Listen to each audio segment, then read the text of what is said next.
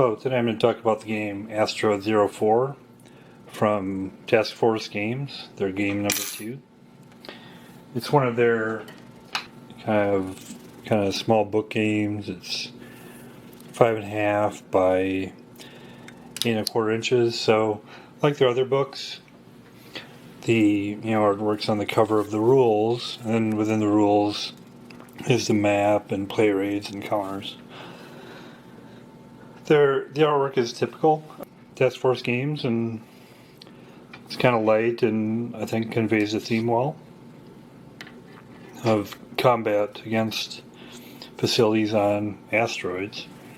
Actually, on the back they got a little more artwork that's kind of more realistic kind of looking art. They do a good job of having like almost a page of theme in the rules as well, but just to give a sense of it. Each player commands one of the 2 asteroid bases. At his disposal are missiles to bombard the enemy base, and laser towers and space defense missiles to defend his own base. Manned spacecraft can be used as defensive interceptors or to deliver nuclear weapons. Each warhead that impacts is calculated for yield, burst height, and blast radius, resulting in damage to the various installations on the asteroids. Engineer units on the base can repair damaged systems, but are themselves vulnerable to nuclear and conventional explosions. So inside it gives a little more what they call historical background. And it's set about 50 years in the future, and this was published in 1979, so it'd be 9 years from the present day, which as man expanded through the solar system, the need for high-grade metal ore became acute. Fortunately, the asteroid belts proved to be rich in metal, and the 2 major governments on Earth, the USA and USSR, Soviet Union, built large and complex mining bases in the asteroid belt. The American base, known as MacArthur Station, was built on an asteroid which had been designated as Asteroid Zero-Four in the Asteroid Belt Survey of 2027. The Russian base, known as Leningrad Station, was built on Asteroid Zero-Two. While both stations were ostensibly under the control of non-military government-owned mining corporations, both were heavily staffed by military personnel from the start. And then it talks about how the solar flare is going to come, and to prepare when the solar flare happens, the asteroid belt will be basically isolated from Earth.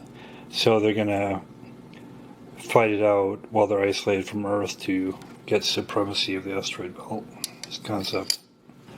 Then for components, there's of course the rules, and it's like it's 19 pages of rules, and then at the end it has a couple pages of player aids.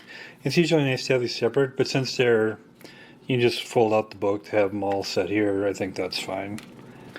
And in addition to the rules, they have some player aids. These are strategic cards, one for American and one for the Soviets. That's 2-player, the American versus the Soviets.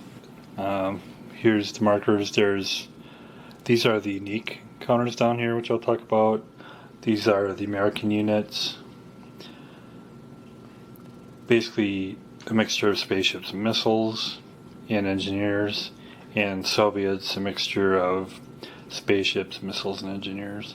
And these are all damage markers.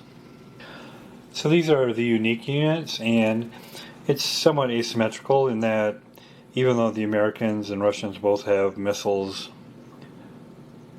ships, and engineers, there are some differences in the ships. First of all, just a turn marker. Then for the Americans, they have engineers, missiles, and they only have one type of ship. It's a fighter bomber, which is the FS-30 Condor space fighter bomber. A large ship with long range, heavy payload capability, and high maneuverability. The Soviets have engineers, missiles. Then they have 3 types of ships. Comet Space Bomber, which has longer range than the Condor, but higher payload and less maneuverability. The Meteor Space Fighter, which is highly maneuverable but short-ranged. And then the Planetoid class space tankers, which they tend to use on long-range missions. And these are a variety of damage markers. And then here's the map, which I quite like. I think they did a good job. I like the color. It's coming off, beige or whatever. And then the asteroids being Asteroid Zero-Four, the American asteroid, and Asteroid Zero-Two, the Russian asteroid. So it shows, some terrain features and then permanent installations that are on there that will be, bombed during the game. So there's, command bunker, living quarters, or processing plant, laser tower, space defense missile. These are tunnels. And these are across, both asteroids. Missile launch pad, missile silos, stockpiles, and these trains are mountains. Landing pad, cargo, ship landing pad, retractable landing pad. I think it's done well. Then we'll get into the rules. So we'll go through the rules here. First of all, we'll talk about the strategic display, which is here. So the combat space patrol is to hold those spacecraft which are assigned to protect the home asteroid. Generally, there will always be at least a few spacecraft in the box, as long as the enemy player has something with which to attack. The strike box is used to hold those spacecraft missiles which are to be used on the current turn to attack the enemy asteroid. At the end of each turn, all spacecraft in the box that have not been destroyed in attacking the enemy asteroid are placed in the needs refueling box. The strike escort box holds the spacecraft which are being used to escort the strike forces. The strike escort will engage the enemy combat space patrol. At the end of the turn, there will be no spacecraft. In this box. Those that have survived the turn will have been placed into the need refueling box. The need refueling box is used to hold those spacecraft which need refueling. Beginning of most turns, there will be some spacecraft in this box which return from prior strike missions. These will be landed during that turn. The strike holding box is used to hold spacecraft which may be used in the next turn to attack the enemy asteroids.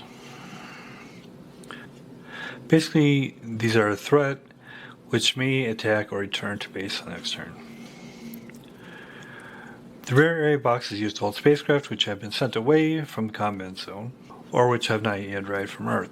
Because of distance and dispersion, they cannot be attacked, and because of the small bases, they need no fuel and can remain there indefinitely. The deployment boxes are used in secret and simultaneous deployment of spacecraft missiles. Sequence of flight. Allocation phase, which is missile launch segment, spacecraft launch, deployment recording segment, strategic display, and deployment segment. 2 is preparation and repair phase, preparation, spacecraft repair and refuel, engineer segment. 3, space combat, Russian sector, American sector. 4, strike phase, Russian asteroid map, defense missile, missile impact, missile damage resolution, spacecraft attack, spacecraft damage resolution, spacecraft return, and then on the American asteroid map, defense missile, missile impact, missile damage resolution, spacecraft attack, spacecraft damage resolution, spacecraft return segment. These steps constitute one turn of the game, which is the turn marker is moved. It's on detail the sequence of play. The allocation phase, missile launch segment. Each player may move to any of his deployment boxes on the strategic display any or all missiles on his asteroid map, which are either in a silo or a launch pad. The targeting information for each missile moved. The segment must record secretly this time. The targeting information includes chart hex and the burst height. Spacecraft launch segment. Each player may place any or all the spacecraft or asteroid, any spacecraft on his asteroid map, which are available for launch into any of his deployment boxes. These are placed face down in the deployment boxes. The weapons being carried by each of these spacecraft is secretly recorded at the time. Deployment record segment. Each pair secretly records on paper the destination of the units in each deployment box. Note that missiles may only be deployed into strike or strike holding boxes. If any Russian fighters are deployed into the strike holding box, the group, regardless of size, must be accompanied by one Russian tanker or two Russian bombers carrying fuel instead of weapons, such as acting as tankers. Strategic display segment. Units in the boxes other than deployment boxes in strategic display are now checked and possibly moved. Units in these boxes are those remaining from the prior turn or the initial combat space control. Other spacecraft in the strike holding box must be landed on the asteroid or moved into strike or strike escort boxes. Spacecraft in the rear area box or the combat space control box may land on the asteroid. Spacecraft in the need refueling box must be landed on the asteroid. Deployment segment. The players reveal the written deployment orders and the missile spacecraft placed in the deployment boxes of this phase are moved to the indicated boxes. Preparation and repair. Missile preparation. Each player may move up to 2 missiles from each of his operable missile command bunkers to adjacent operable missile launchers, pads or silos. Spacecraft repair and refuel. Spacecraft located at any type of landing field are automatically considered to be refueled. Spacecraft may now be repaired in accordance with the rules of repair. Engineer segment. Engineer units now move in each asteroid map, making repairs in accordance with the rules of engineers. Space combat phase. Russian sector. Space combat Russian sector. The strategic display is resolved in accordance with space combat. Similarly, the space combat is resolved for the American sector. At the end of the space combat phase, all spacecraft in the strike escort boxes are returned to need refueling boxes. At this time, each player may, as option, return any spacecraft in the strike box to need refueling box. Strike phase, Russian map, defense missile. Space sense missiles fire at the incoming attacking American spacecraft missiles. Missile impact. Missiles in the American strike box are placed in the hex of the Russian asteroid map, for which each hex was targeted. The missile scatter table is used for such missile. For each such missile, determine it's scattered, and if so, is moved in the direction number of hexes indicated. Missile damage resolution. Damage to the Russian asteroid caused by the impacting missiles calculated using a weapon effects table. Each missile counter impacting this segment at this time they decided not used in the game. Spacecraft attack segment. Attacking American spacecraft conduct attacks in a Russian asteroid in accordance with the rules of spacecraft attack. As to any tactical turns, the American player may abort the attack by placing them in need refueling. Spacecraft damage resolution. Damage to the Russian asteroid because of weapons struck by American spacecraft is calculated using the weapon effects table. Spacecraft turn segment. The spacecraft in the attack are placed in the need refueling box, American asteroid map. The 6 segments of the strike phase, as listed, are now conducted for any Russian strike on the American asteroid, with the Russian spacecraft attacking and the American asteroid defending. Space combat. During space combat, for each turn, space combat occurs between opposing spacecraft and missile and strategic display. Spacecraft in the Russian combat space patrol have combat with American spacecraft in the American strike escort box, and some Russian spacecraft in the Russian CSB may instead attack American spacecraft or missiles in the American strike box. Conversely, the American spacecraft in the American CSB box will combat with Russian spacecraft in the Russian strike escort, and some of them may attack Russian spacecraft in the Russian strike box. Missiles and spacecraft in the rear area need refueling and strike holding may never be involved in space combat.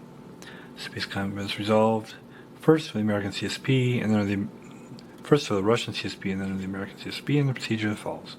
The American player takes all spacecraft from the stack escort box, places them in the convenient area off the map, spread out by the side. Then the Russian player takes his spacecraft in the CSP box and places these are the American spacecraft, with each Russian spacecraft adjacent to facing specific American spacecraft. If the Russian player does not have enough spacecraft to place any of it is adjacent to the American spacecraft, then the American player may take any unpaired escorting spacecraft and double up on the Russian CSP spacecraft. This must be divided as even as possible. If used to attack units in a strike box, the American player spreads out his mission spacecraft, and the Russian player assigns the spacecraft to attack any of his American units. The Russian player is not restricted in the deployment and may assign all spacecraft to attack a single American missile if he desires. Combat is resolved using procedure. The Russian spacecraft all attack American spacecraft as they're assigned, but only the American spacecraft and strike escort may attack the Russian spacecraft assigned to them. American spacecraft and strike box do not attack in space combat. After combat is resolved, the American player places a strike escort spacecraft and any strike spacecraft that he wishes in the refueling box. This procedure then repeated with the American CSP units engaging Russian units in the Russian strike escort and strike boxes. Individual space combat is conducted as follows. Each set of paired up units becomes an individual combat. For each combat, the units one player would attack the enemy of the other, and the procedure would be reversed. However, in the case of combat between one player CSP and the other strike box, only a CSP pair would have attacking units. Combat damage inflicted on a unit would not be applied to the unit until after it's had its turn to attack. For each unit involved in combat, the attack and defense factors are determined from the manned spacecraft table. Take the attack factor of the attacking spacecraft and subtract the defense factor of the attacking spacecraft. This will result in an attacker superiority number. Roll a single die, cross the next die roll with the attacker superior number, a manned spacecraft combat result table, and the resulting number is the number of damage points inflicted on the unit being attacked. Reduce the attack and defense factors by 1 point for each point of damage taken by a given unit. For asteroids, item in the hex, and assign a defense factor, which is defined in the red on the hex. Each defense factor indicates that the structure's relative resistance to damage. Note that the identical systems do not have the same defense factor. Generally, those with lower defense factors represent systems built earlier. Each system on an asteroid has a particular function which it will perform until it becomes damaged to the extent which prevents it from performing its function. Command bunker houses the controlling officers, computers, power generators of the asteroid. There are 3 types of command bunkers: missile command, adjacent to missile silos or pads, and only missile command bunkers may contain missiles. Fighter command bunkers, adjacent to fighter landing fields, and only fighter command bunkers may provide the extensive type of service to spacecraft. Any type of command bunker may provide power to laser towers. Living quarters or processing. Laser towers. These provide defense against incoming enemy spacecraft. Space defense missiles. Space defense missiles defend against enemy missile spacecraft. Tunnels are means of supplying power to systems and also provide engineers with underground movement. Missile launch pads used to launch offensive missiles, SDMs. Note that in the case of these systems, the actual missiles are kept in adjacent missile command vectors until almost ready to fire. Once time they're moved to the pads. Missile launch pads are compared to the missiles. As compared to missile silos, do not provide any protection against damage from the frag table to missiles on pads. Missile silos, these serve the same purpose as missile launch pads. However, the missile may either begin in or move to the silos where they remain until launch. The primary purpose of the missile silos is to protect the missiles from being damaged by shrapnel attacking spacecraft. Stockpiles, these represent piles of processed ore lying in shallow trenches. They're virtually indestructible, and damage is neither calculated nor recorded in them. Mountains, these represent high rock formations. The events factors of systems built under them have been largely increased. They also affect spacecraft moving across the asteroid surface. They affect the blast radius of nuclear and fragmentary weapons, and they affect the firing arcs of laser towers. Landing pad, These are used to land mining ships and the various military spacecraft. The proximity of such paths to our combat command vectors has effect on their use. Cargo ship landing pad. These are large open areas in an asteroid. While they can be used to service military spacecraft, their primary purpose is in the mining system. Unlike any other system of asteroids, the landing pads and cargo ship landing pads cannot be totally destroyed. Retractable landing is asteroid includes 5 landing pads which can be retracted below the surface of the asteroid. Retractable landing pads can be irreparably destroyed. Terrain. The only terrain for the asteroids has an effect is mountains. Laser beams may be fired into and out of mountain axes, but never completely through a mountain axe. Laser beams on laser towers, which are firing spacecraft, which are at high altitude, ignore mountains. Laser towers, which are firing spacecraft at low altitude, may fire into the mountain axes, but not completely through them. Effective nuclear fragmentation, bomb blasts reach into but not through mountain axes. Any weapon which explodes in mountain axe, regardless of the burst height designated by the owning player at launch, is considered to be a low burst in the axe and high burst in the middle. Electrical power. Laser towers are presumed to require electrical power to provide fire. Electrical power is generated in the command bunkers and must be transmitted to laser towers through passable installation tunnel hexes. Engineers in the game represent teams of technicians, skilled workers who can repair damage under the various systems on the asteroids.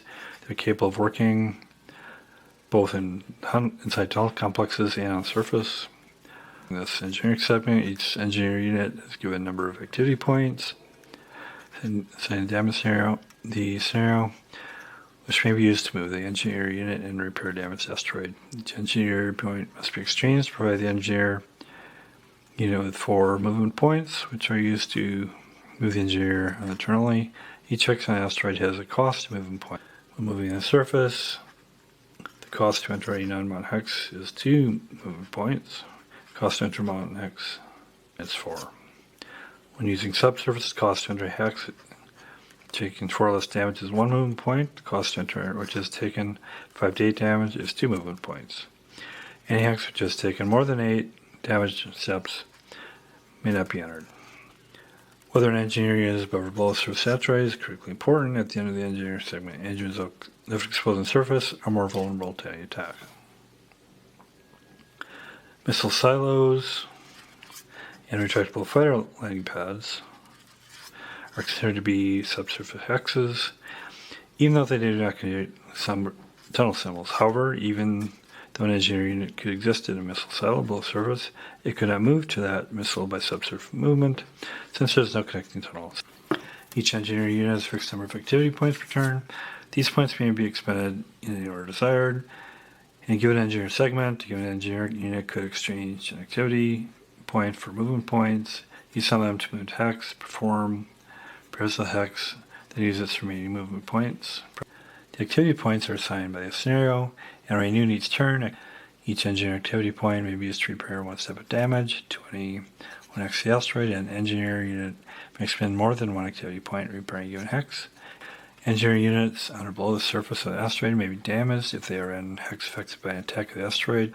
An engineer unit which begins an engineer segment in operable command bunker and does not move or expend any activity points during that engineer segment may repair 1 point damage to itself. It must keep track and scratch pay of any damage inflicted on each engineer unit. Given engineer unit is permanently destroyed, at the instance it has accumulated its 4th damage point. Engineer units are also destroyed if a hex is completely destroyed by a nuclear weapon. Each point of damage inflicted on an engineer reduces the number of activity points available to it by 1. Asteroid defensive weapons. Each asteroid base has defensive weapon systems, practice attacks. These include space defense missiles and laser towers. STMs are long-range weapons, while laser towers are used against spacecraft, which attack the asteroid directly. Space defense missiles. During the defensive missile segment of each strike phase, the defending player may fire each of his operable STM launchers. STM launchers are fired at spacecraft and missiles in the enemy strike box on a strategic display. Each STM launcher may make contact during each turn. STM attacks may be made against any spacecraft or missile in the enemy strike box. Each STM launcher may take one. Procedure for each STM launcher: the defending player designates target and rolls a single die. He then crosses the indices to resolve that die roll, the appropriate column in the STM chart, to determine the result of the attack. Designate the remaining attacks. Laser towers. During each spacecraft attack segment of each strike phase, the laser towers may be fired at enemy spacecraft which are moving across the surface of the asteroid. Each laser tower may fire once during each tactical turn. Laser towers fire only at spacecraft, never missiles. All laser towers have a 360-degree firing arc and a maximum range of 6 hexes. Procedure for each laser tower: target is designated. The targets of all laser towers are determined before any firing is resolved. The firing of each tower is resolved independently of all other attacks. Also determine the altitude of the target spacecraft on the laser tower chart. The chart will yield damage points. They may be used offensively to carry nuclear weapons to the enemy asteroid, or defensively to intercept incoming missiles and spacecraft. Spacecraft operate on strategic display in the asteroid maps. Spacecraft in combat, space patrol, or strike escort are being used as fighters, regardless of their normal designation. Spacecraft in the strike are used as bombers. Tankers may only be placed in a strike holding or rear area box or on the asteroid map. Tankers may not be placed in combat, space patrol, strike escort, or need refueling. As each spacecraft is launched from the asteroid, a record is made of the weapons it is carrying. Spacecraft being used as fighters never carry bombs or rockets. Spacecraft being sent to the strike box always carry weapons. Spacecraft being sent to the strike holding are usually all assigned weapons. However, on the next turn, when these spacecraft move to the strike box, the young player has the option of moving some to the strike escort, in which case they are presumed to have ditched their bombs and rockets in order to operate as fighters. Each type of spacecraft has only a limited number of ordnance options to use from, bomb loads. Basically, when loading your spacecraft during the spacecraft's launch segment of the allocation phase, you can choose from the ordnance options chart. All spacecraft except tankers have built-in lasers, which may be used to attack enemy spacecraft or the systems on the enemy asteroid. Spacecraft, which are on the front of the asteroid, may be on any type of landing field. Note that some landing fields are retractable, and if spacecraft is on one of these, assumed to be below the surface and will be attacked differently than exposed spacecraft on the surface, due to nuclear or fragmentation weapon explosions nearby. Each player must keep record of the damage points inflicted on each of the spacecraft.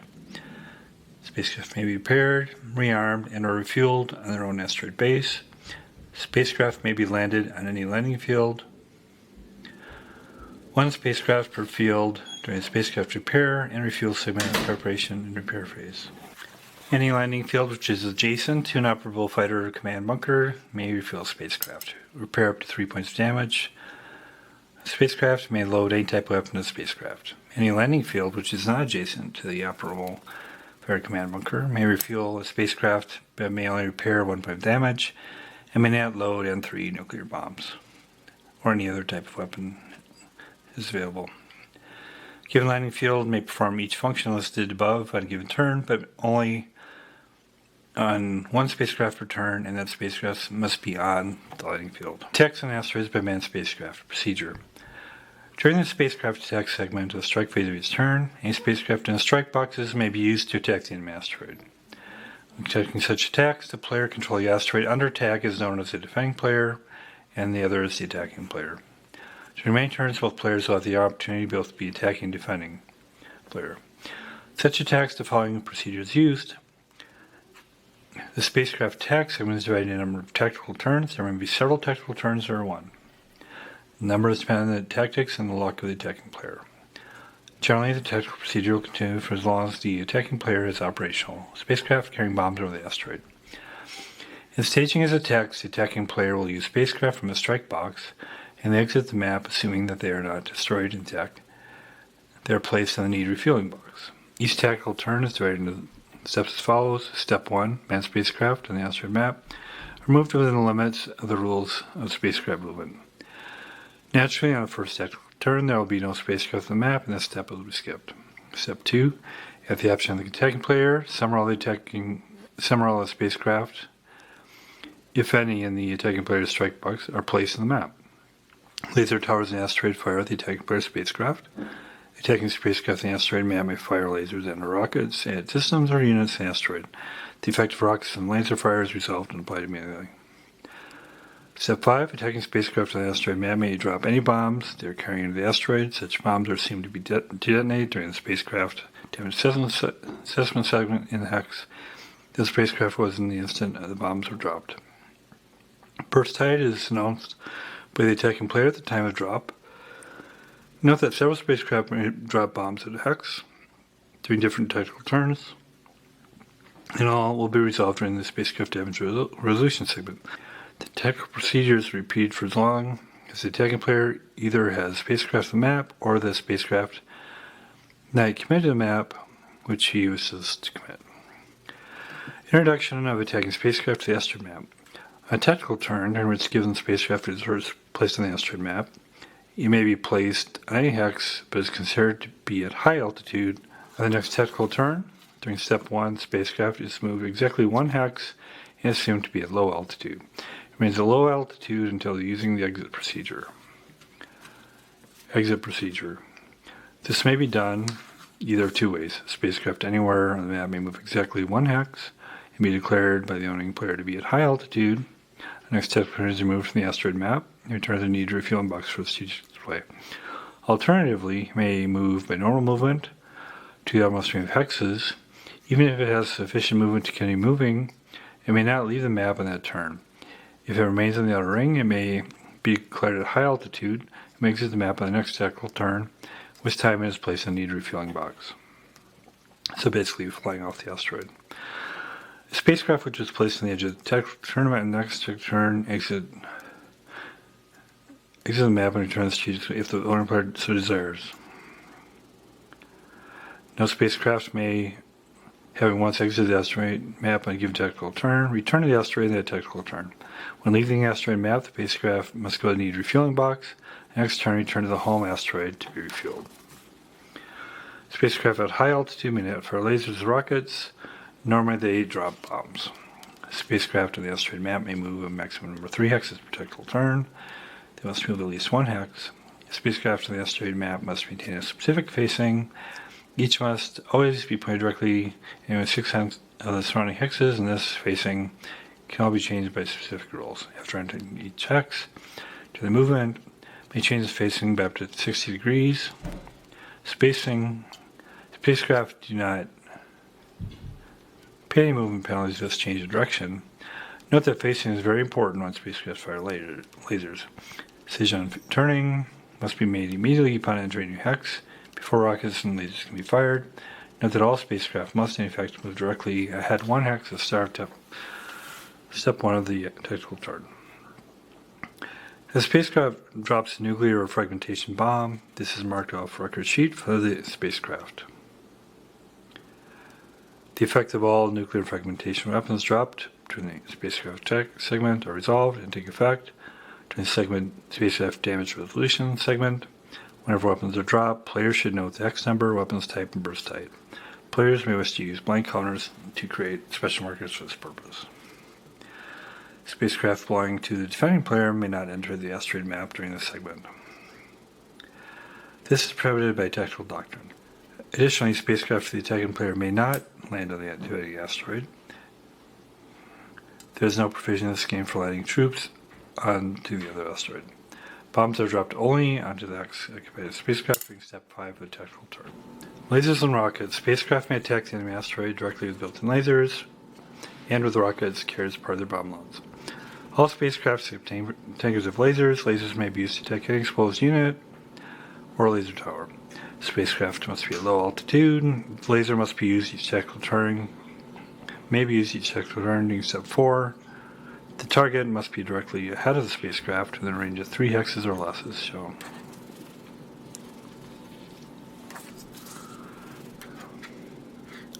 When Attacking laser towers use a spacecraft versus laser tower chart. When attacking exposed units, the attack is resolved on the frag table. Manned spacecraft may carry rockets as part of their ordnance load. Each rocket has an explosion factor of 5. To step 5, attack return, any spacecraft on the enemy asteroid map may fire any or all of the rockets which it is carrying. These have a maximum range of 5 and a minimum range of 2. They cannot be fired when hex range. To determine if a rocket has hit the target, roll one die. If the result of the die roll is equal to or less than 4, the rocket has hit the target. After all rockets have been fired by spacecraft getting into step 4, their explosion factors, 5 each, are totaled, and damage is computed as if a nuclear weapon of that force had exploded in that hex. Damage from rockets does not spread into surrounding hexes. Rockets which miss are presumed to have landed in open areas, and the small warhead will not cause damage except by a direct hit. Rockets cannot be fired at units directly, but can be fired into the same hex, ostensibly at the system in the hex. However, exposed units are damaged by the blast as a side effect, and this can be quite dangerous for exposed spacecraft.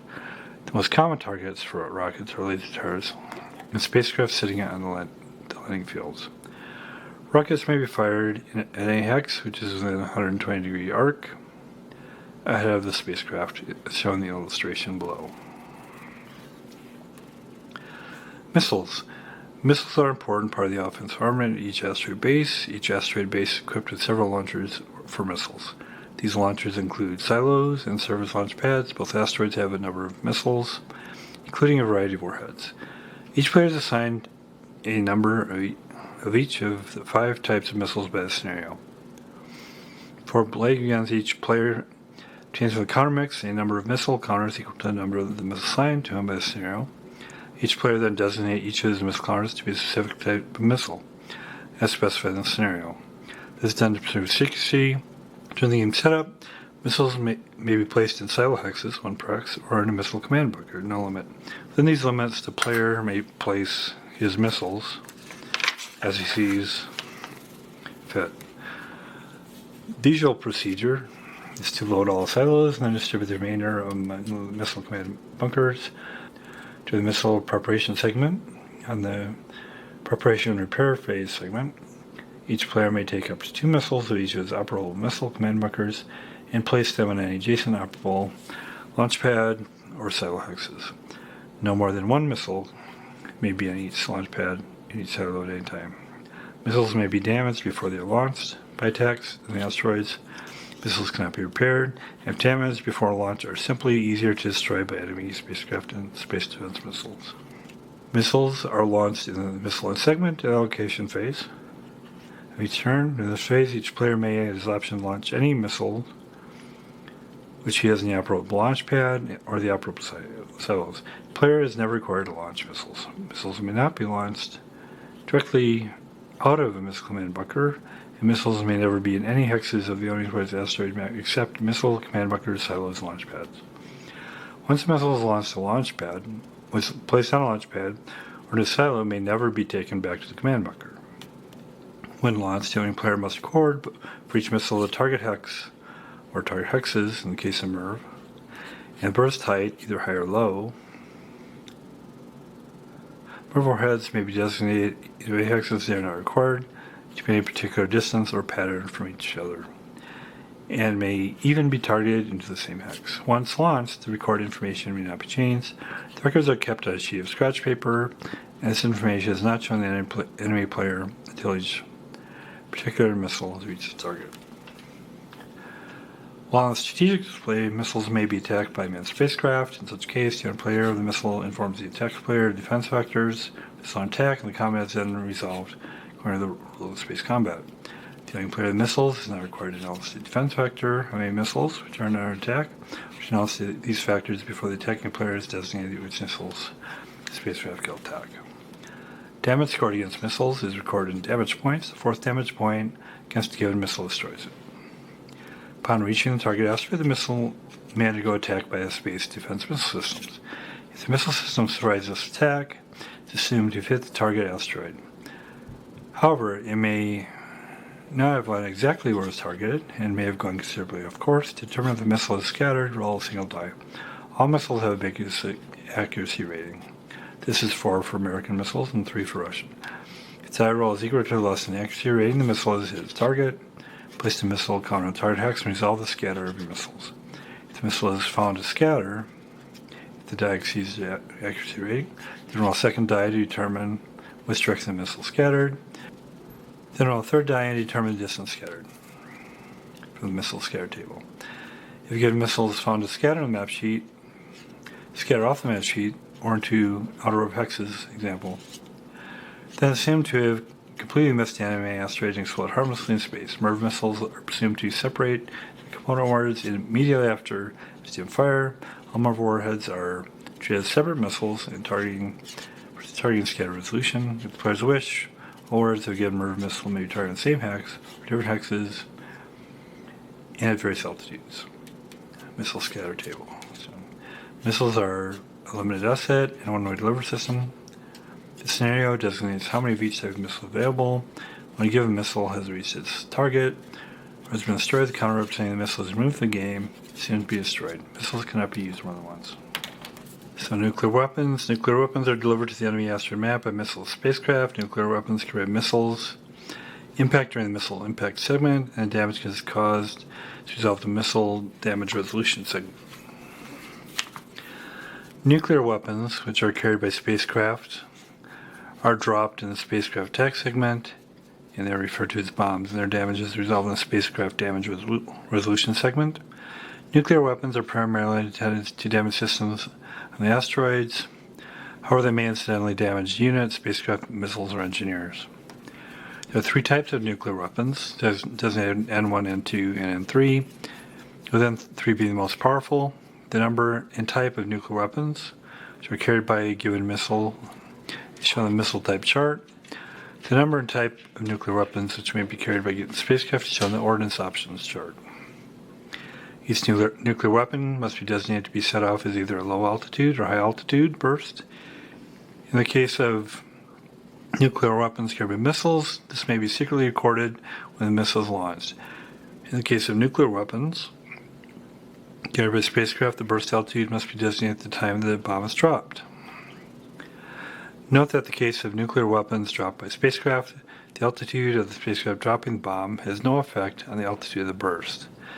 All decisions of burst height are made by the owning player based on his judgment of target type. Section 6.35. Generally, high bursts will give less destructive effect over a wider area. During the appropriate damage resolution segment, the effects of the nuclear and fragmentation weapons are determined and recorded. Note that laser and rocket damage take effect immediately during the spacecraft attack segment. The weapon effects tables are used to calculate the amount of explosive force exerted into each hex. From this force and the defense factor of the hex printed on the map sheet in red, the damage factor to that hex can be calculated for each weapon that explodes on the asteroid map. Find the weapon type and the height of the burst in the weapon's effects tables to determine the amount of damage caused in any given hex of the weapon. Determine the distance in hexes from the hex. By cross-indexing information on the chart, you'll find a number, which is the number of explosion factors that are applied to that hex. For example, an N2 bomb displaying low will exert 50 explosion factors, and 25 into the 6, and 6 immediately surround the hexes, and 5 and then 12. There are 2 hexes from the last. Now in the high altitude burst, the outermost hexes in the blasters are not marked with numbers but with asterisks. This indicates shrapnel fragments only have spread into these lines. Exploded units, these exposed units, 6 hexes would be tagged once on the frag table to this blast. Weapons effects tables. To determine the damage done to a hex, divide the number of explosion factors applied to a hex by the defense factor, hex dropping all fractions. The resulting number is the number of damage steps applied to the system. This is recorded placing a damage marker in the appropriate number. Hex damage markers X are used to indicate hexes that are irreparably damaged. The effects of these damage steps, the operation of the damage system is shown in the damage effects table. Damage steps may be prepared by engineer units Damage steps are cumulative. Damage caused the same prior turns is reflected by adding the additional steps. The normal procedure for resolving damage is to start at one end of the asteroid and work to the other, resolving each explosion in turn. When resolving the given nuclear or non-nuclear explosion, start with the impact hex, then resolve each ring and hexes and expanding circle until the blast is resolved. Players wishing to speed up the game could ignore 5 results in the weapon's effects table. Whenever 2 nuclear weapons land the same hex, their effects are combined. This can result in the game, particularly critical targets having 5 or 6 bombs dropped on them by running spacecraft. The following rules apply to units in a hex which has explosion factors applied to it.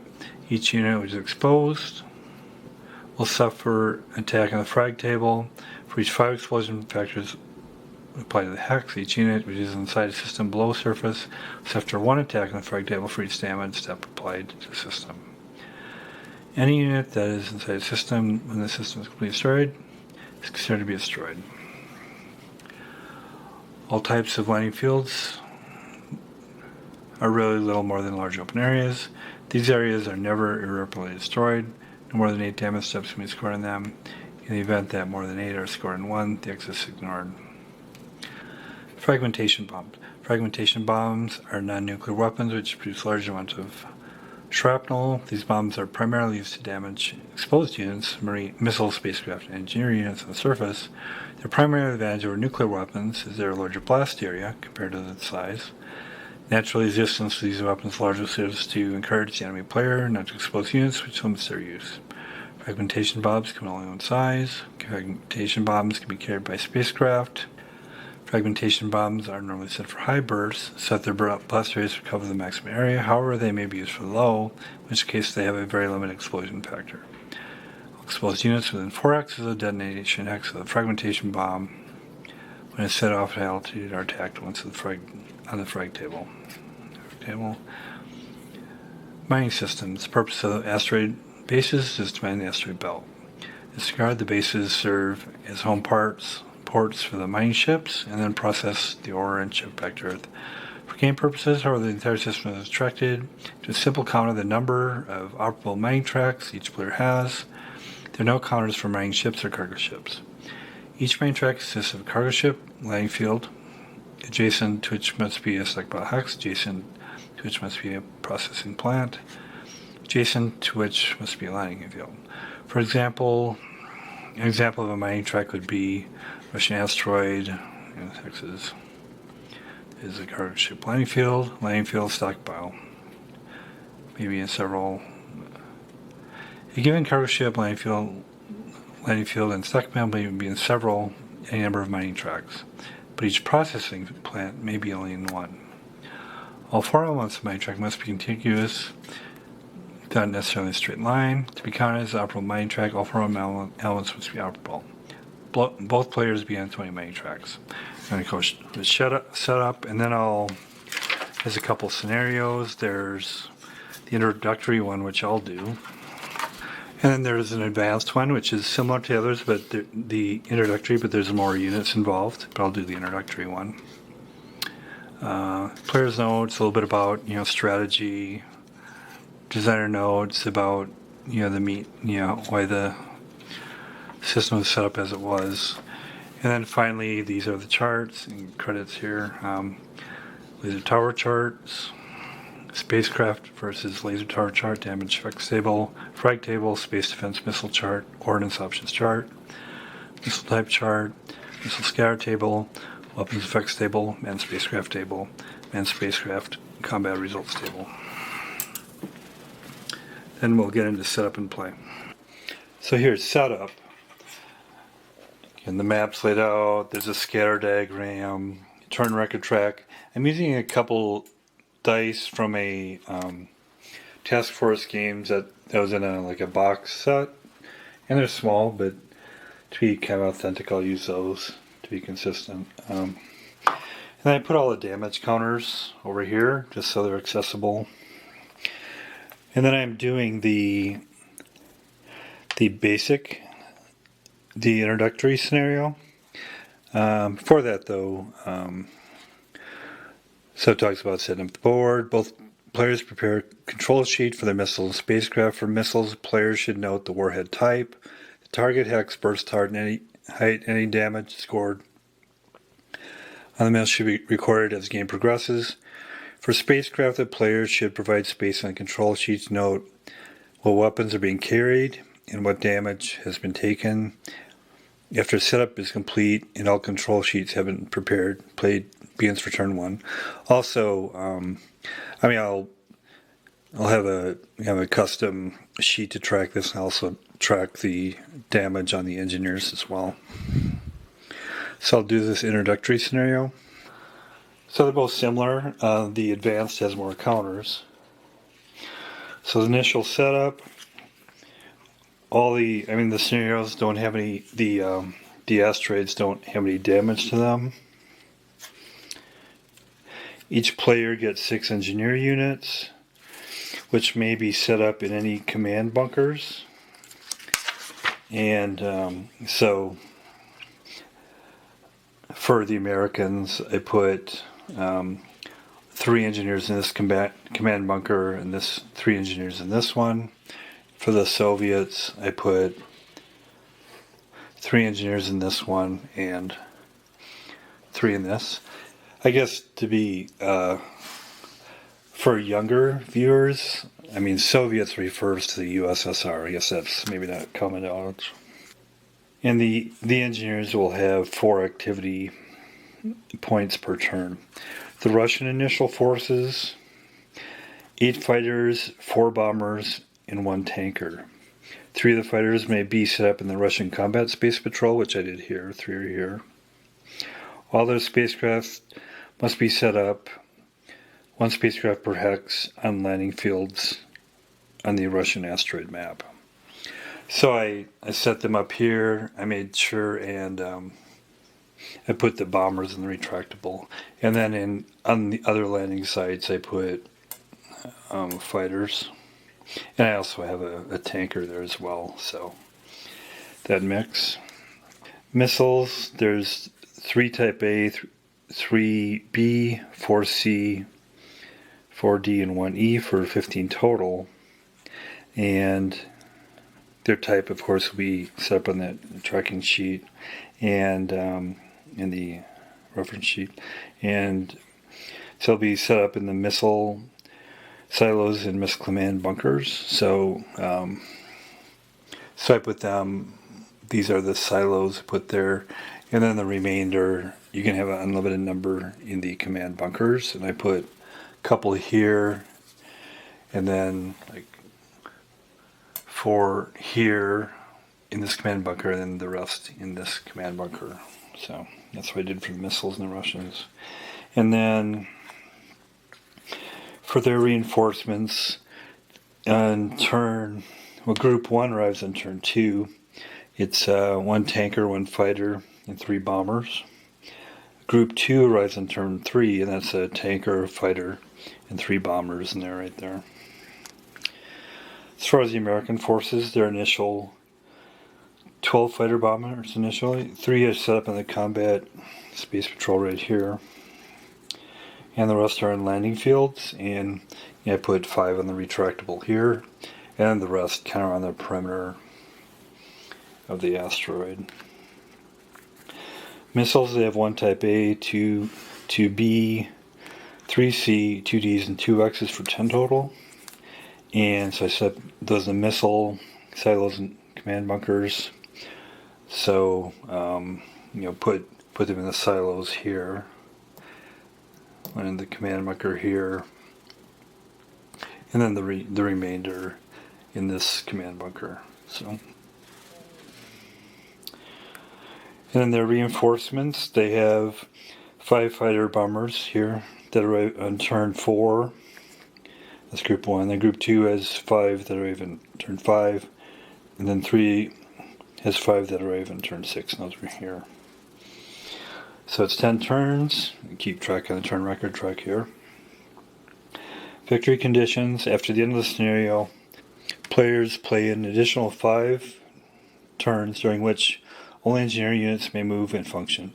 At the end of that time, the player with the most complete and operable mining production tracks wins the game. Winning by 1, 2, or 3 tracks is a marginal victory. Winning by 4 to 7 tracks is a tactical victory. And winning by 8 or more tracks is a decisive victory. Destroying all enemy mining production tracks and all enemy spacecraft is a total victory. So let's set up and then we'll get into play. So we're one turn into it here, and definitely shown that a lot can happen in even one turn. So there was, space combat. There's some damage between the, strike escorts of the opposing forces, and that was recorded on the sheet. A lot of the materials made it through for the strike, and the Russians specifically had a lot of success with their missile attacks, and they had a detonation here, and they had several like N3 very powerful missiles go through and damage production complexes and landing strips, killed even a couple engineers in this area. They're killed here, and did some damage to silos and the engineer in the silo there. So a lot of damage. Americans also did some damage, specifically to some silos here, and some landing strips and some space defense missiles. And the space defense missiles found were quite effective in the items that did get through, the missiles and spacecraft that did get through before the missiles hit, the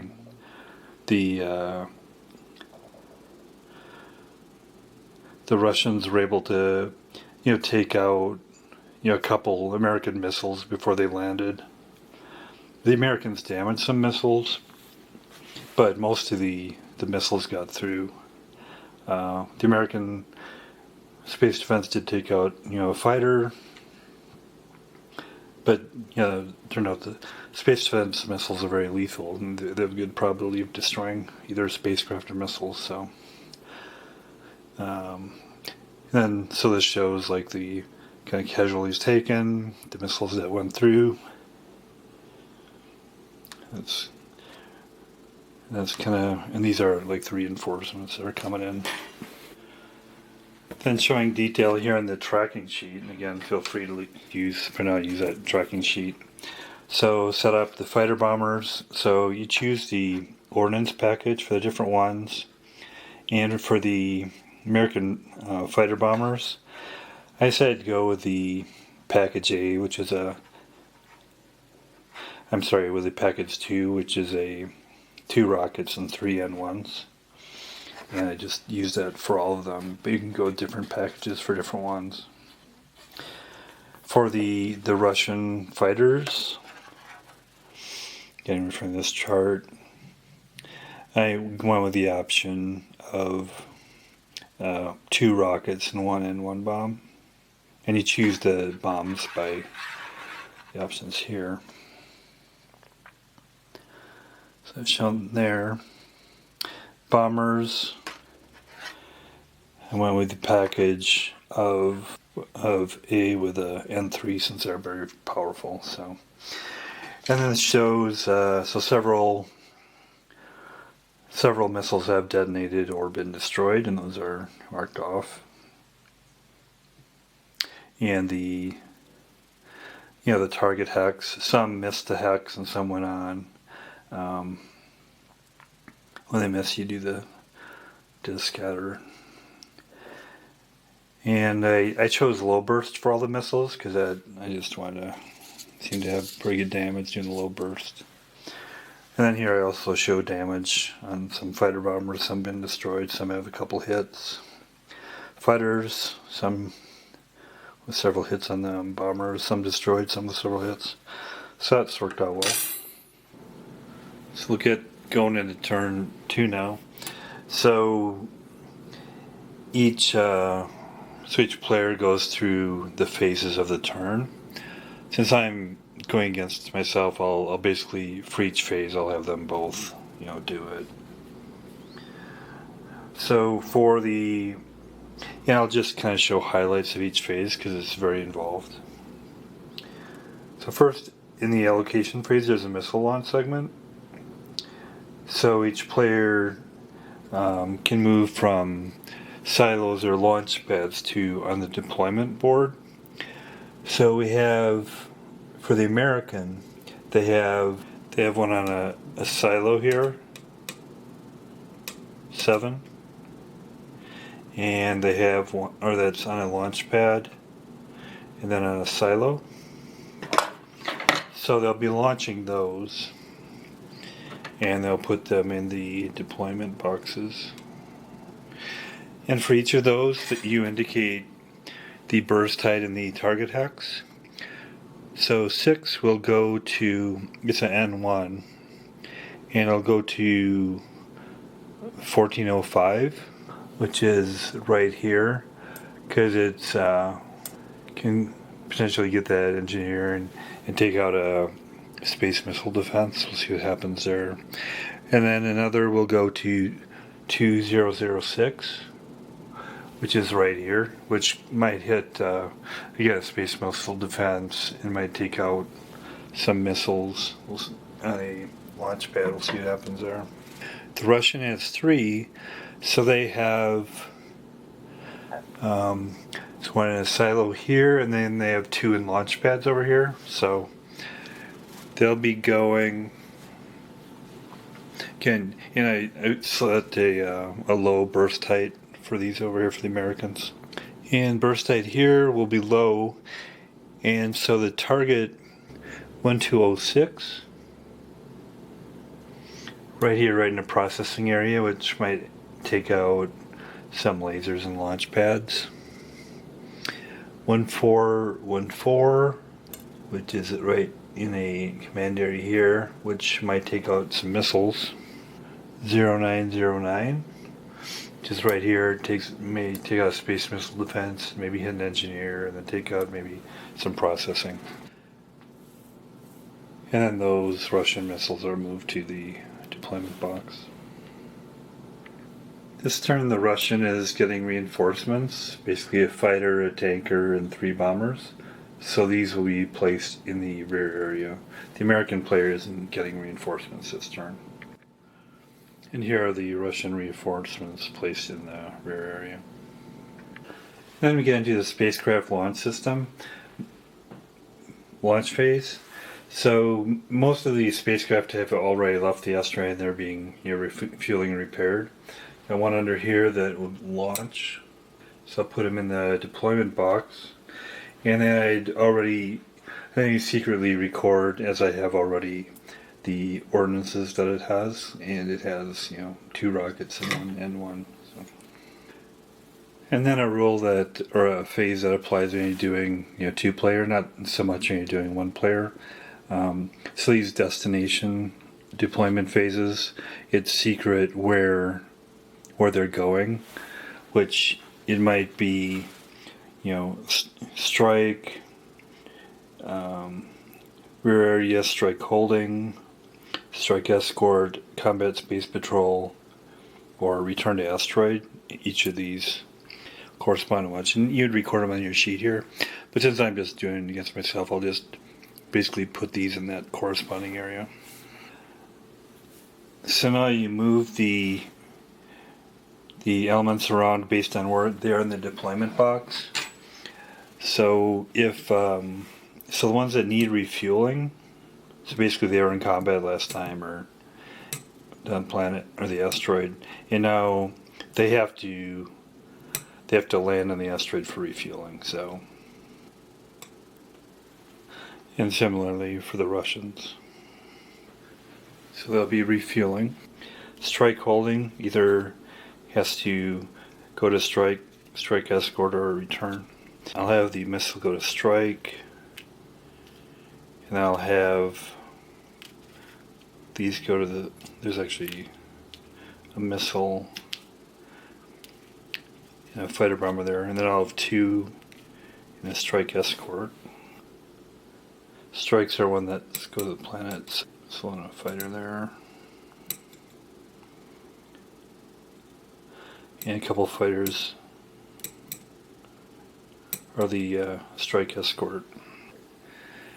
And then these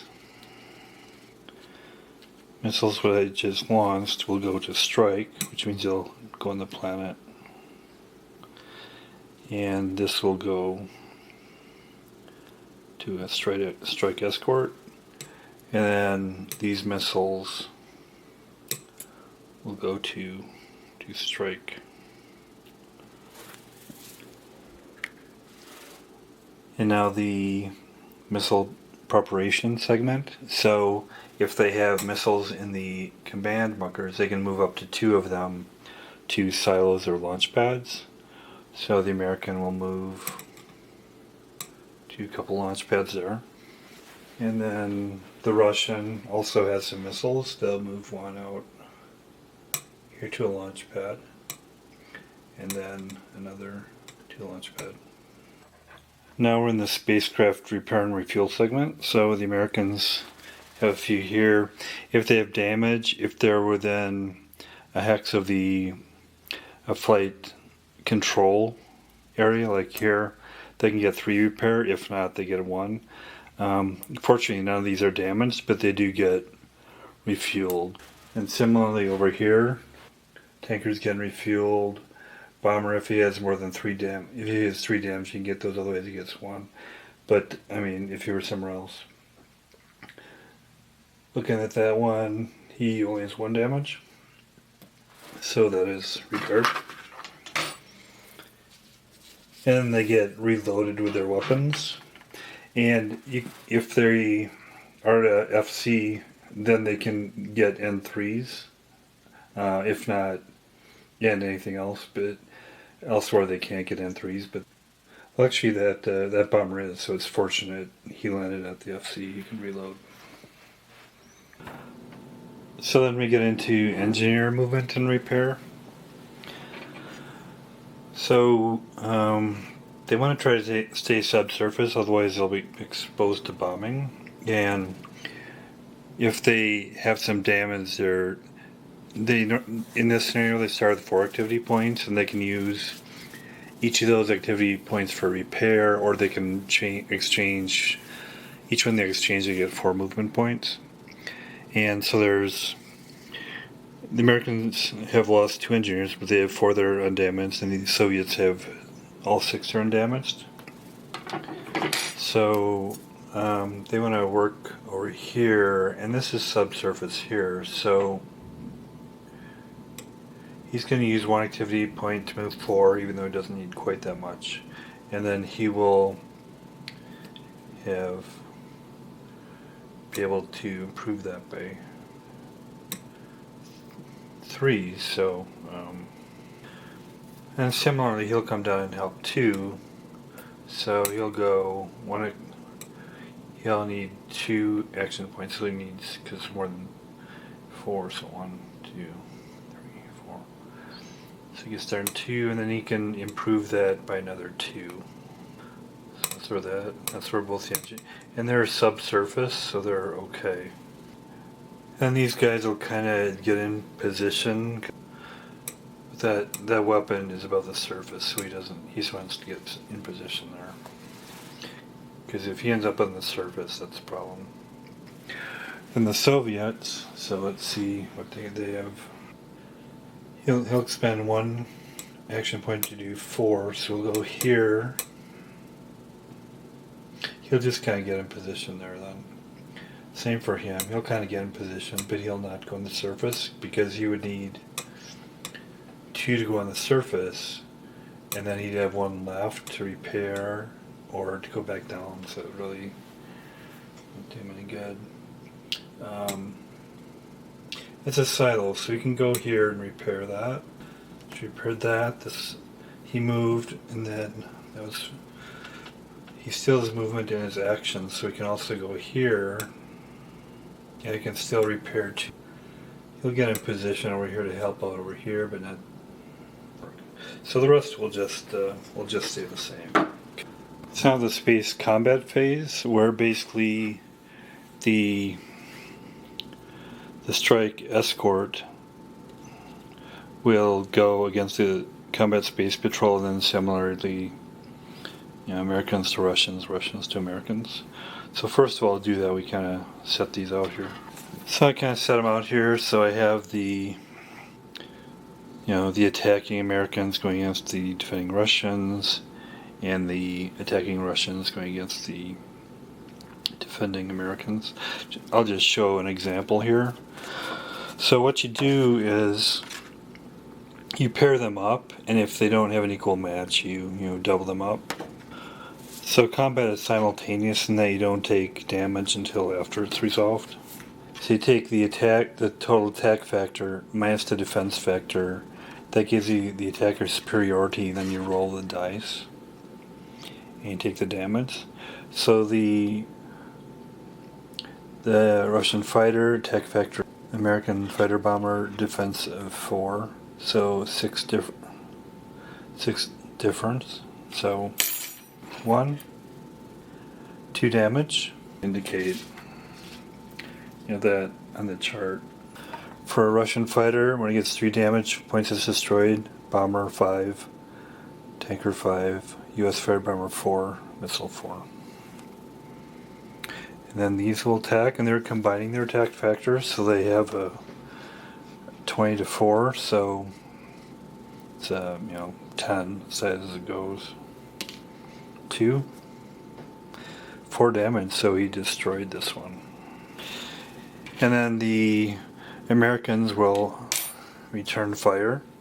And so for the U.S. fighter bomber, attack factor of 9, and then the defense of the Russian fighter is 3, so 5 differential. 6, they miss. Now these guys will go. And they're attacking, one of those. 2. So since they're attacking 1,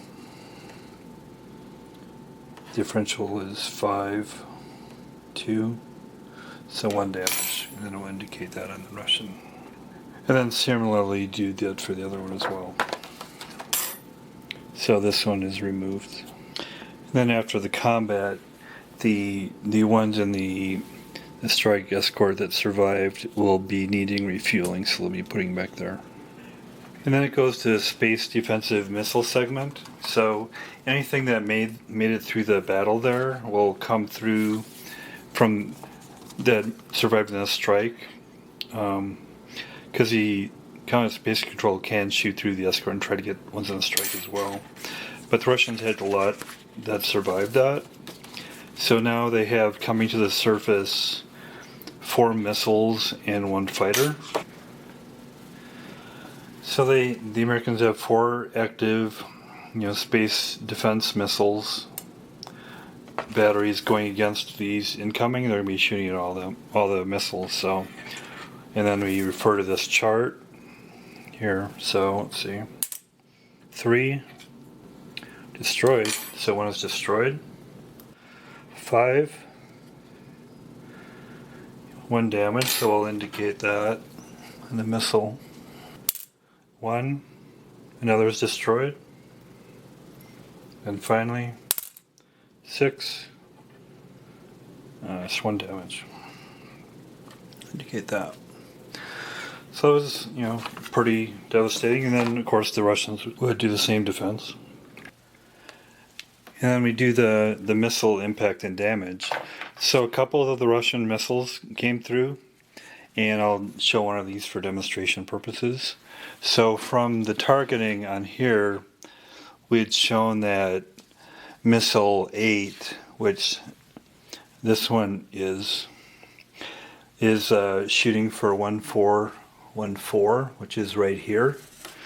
Then first we see if it hits. For American missiles, it hits on a 4 or less, and for Russian, it's 3 or less. So it didn't hit. Now we do a scatter. So. And this is the directions it'll scatter. So it's going to go in 2. So it's going to go off in this direction, and let me see how far. It goes 4 in that direction.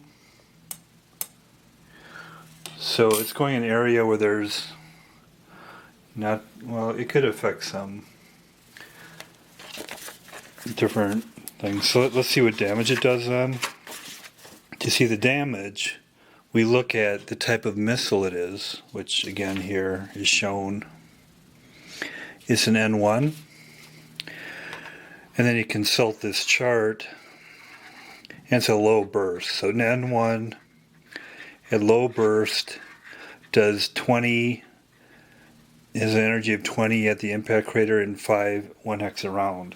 So how you deal with that then is you look at the defense factors here, and then you apply the damage. So you take the divide. So you take 20 divided by 15, which is 1. That's the damage it does here. And there was already 1 damage there, so you add on to that. So now that is done. And it does 5 around there. So it does 1 there. And 1 there. So that's the missile impact and damage. And then you do that for all the missiles that make it through. So the next phase is the spacecraft is coming in. And you could have several, but I had 1 left here, I'm coming in. And comes in at high altitude, and then it'll be a series of tactical turns until either the spacecraft is destroyed or it leaves. And so this spacecraft has 2 rockets and an M1. He also has a laser.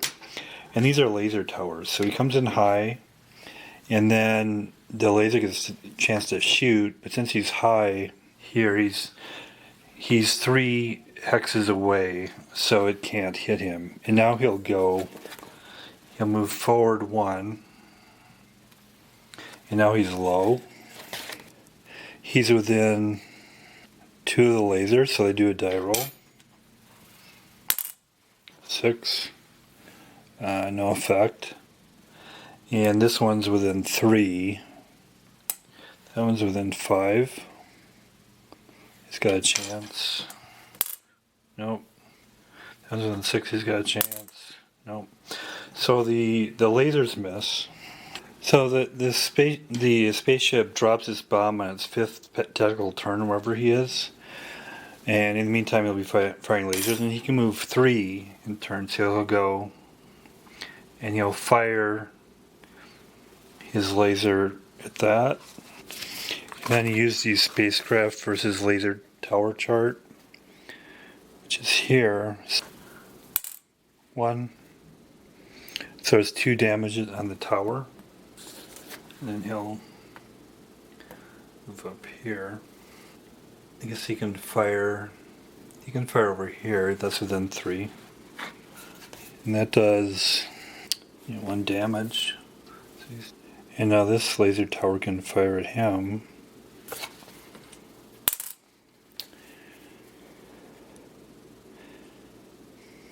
Two to 4.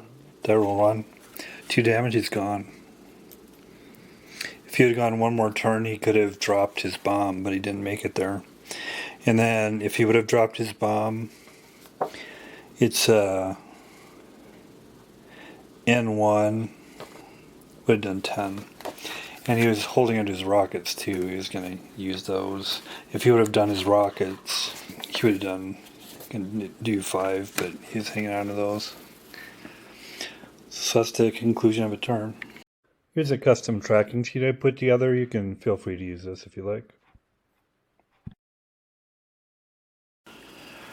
So that's Asteroid Zero-Four from Task Force Games from 1979. There's a lot going on there. I think it's a very entertaining game. You do need to make sure you got plenty of time to do it, because each turn involves a lot of steps. Hopefully I was able to give you a sense. And it does help having whether you do something like this. I mean, you're welcome to use one or your own. And whenever I do players it's like this, I put them in with what I post. So I guess that's another advantage if you're interested in subscribing to get notified when I post things. Appreciate that. So it's a lot of tactics going on. A lot of strategies. Components are nice. It's for a capsule kind of game. It's got a lot going for it. And if you're into kind of like the war game style with a lot of subtleties, I definitely recommend it. I'll give it a 7 out of 10. Thanks for your time.